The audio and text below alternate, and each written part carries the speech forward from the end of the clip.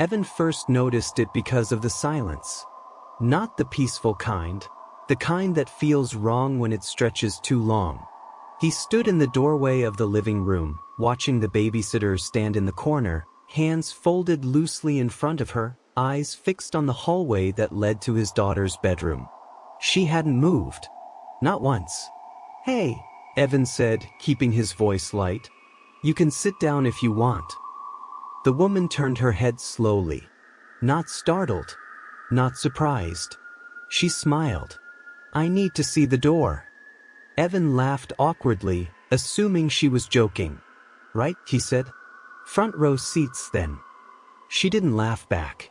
This was the first night Evan had ever hired a babysitter he hadn't met before.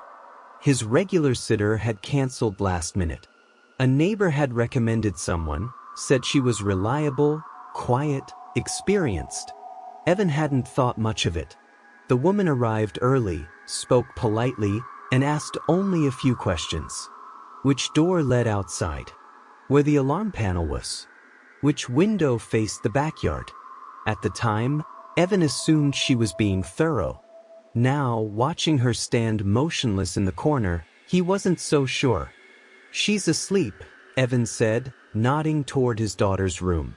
"You really don't have to." "I know," the babysitter replied.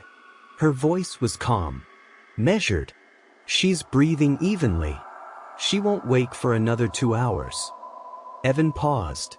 He hadn't told her that. "Did you check on her?" he asked. "No," she said. "I listened." Something about the way she said it made his stomach tighten. Evan brushed it off. He was tired, overworked, overthinking. He grabbed his jacket, reminded her he'd be back before midnight, and headed out. As he closed the door behind him, he glanced back through the window. The babysitter hadn't moved. Her eyes were still on the hallway. Evan returned home at 10:47 p.m. The house was dark except for the hallway nightlight and the faint glow from the kitchen. The babysitter was still standing. Same spot. Same posture. Same unblinking stare. You committed," Evan said, trying to sound amused. She turned to him. "She woke once," the babysitter said, "but she's asleep again. Everything okay?" "Yes." Evan glanced at the couch, the chair, the coffee table. Nothing disturbed. No signs she'd eaten, sat, or relaxed in any way. "You don't need to keep standing," he said. "Seriously, you can sit." She smiled again. "I need to see the door." This time, Evan didn't laugh. Something about her eyes bothered him. They weren't vacant. They were alert, focused, like she was waiting for something. "How long have you been babysitting?" he asked. "A long time," she replied. "For who?" She tilted her head slightly. "For families who didn't know they needed help yet." Evan forced a chuckle. "Okay," he said. "That's ominous." She didn't respond. Evan paid her in cash, thanked her, and walked her to the door. She paused before stepping outside. "You lock your doors early," she said. "Yes." "Tonight," she added, "you should lock them twice." Before Evan could respond, she was gone. At 1:13 a.m., the alarm went off. Evan bolted upright in bed, heart hammering. The house alarm shrieked through the hallway, sharp and relentless. "Back window," the system announced. "Back window." Evan was already out of bed, grabbing his phone, dialing 911 with shaking fingers. Then he heard it. A scream. Not from outside. From the living room.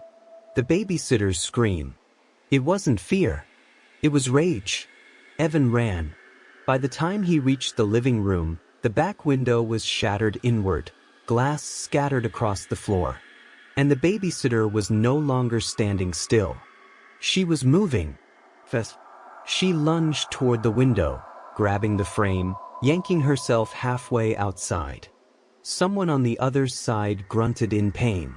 There was a struggle, violent, breathless. Evan froze, watching as the babysitter slammed her elbow downward, Then again, then again.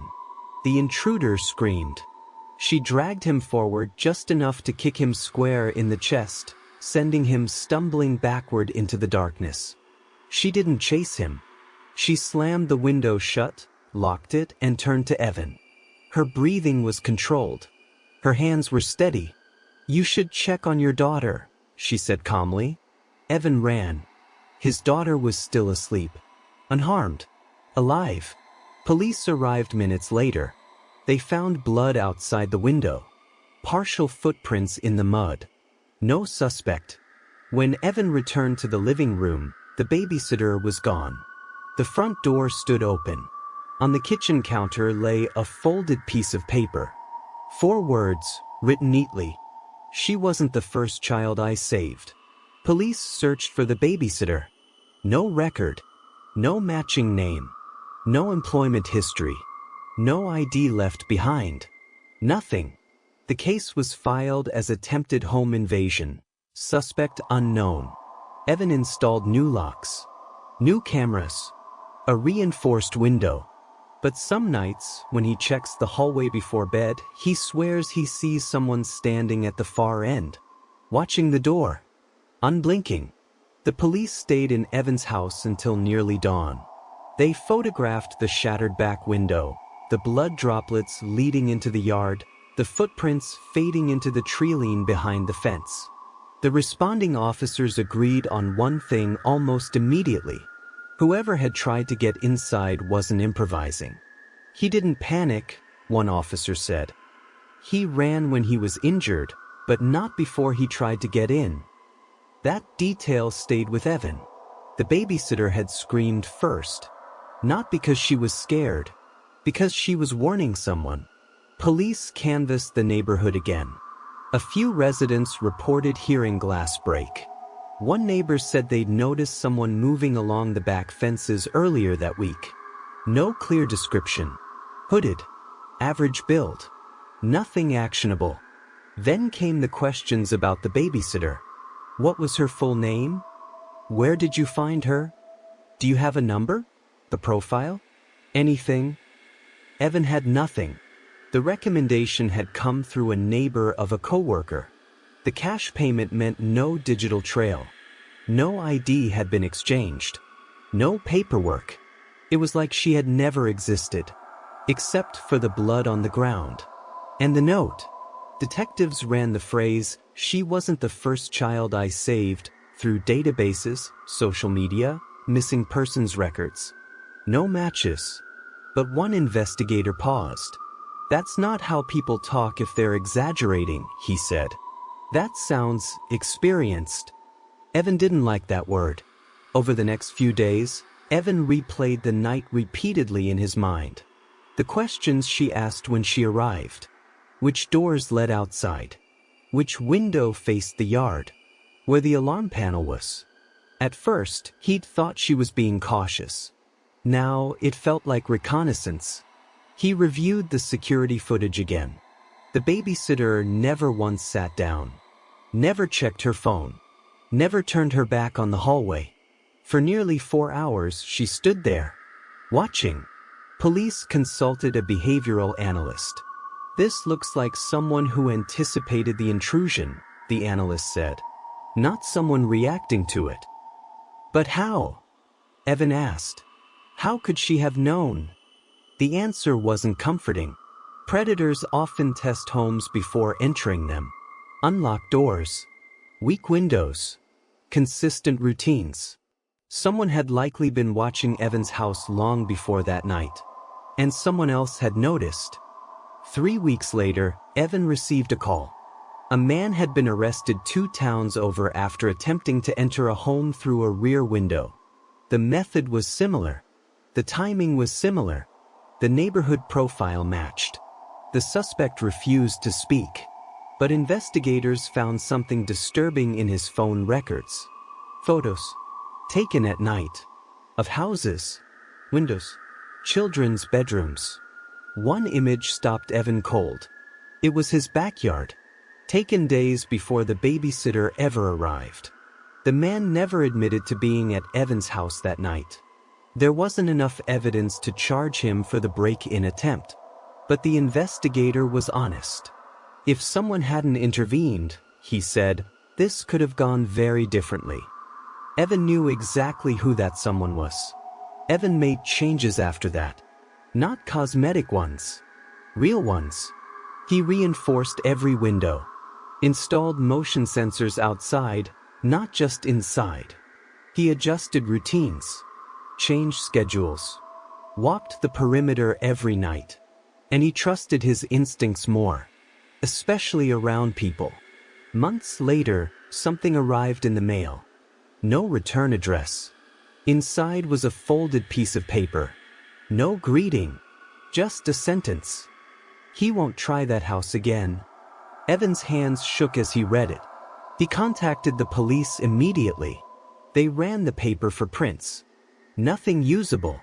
The handwriting didn't match the note from the kitchen counter. But the message was clear. She was still watching. Just not from inside the house anymore. Evan never hired another babysitter without references again. Never ignored questions that felt off.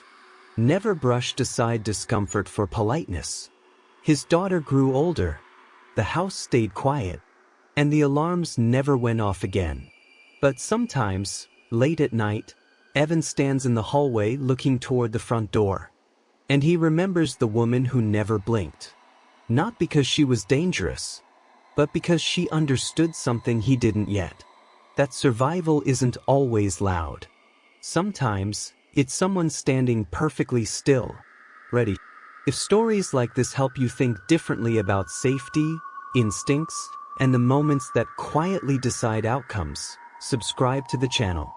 These are true crime survival stories, not about fear for fear's sake, but about the choices, warnings, and people that make the difference between tragedy and walking away alive. Because sometimes, the person who saves you is the one who never looks away.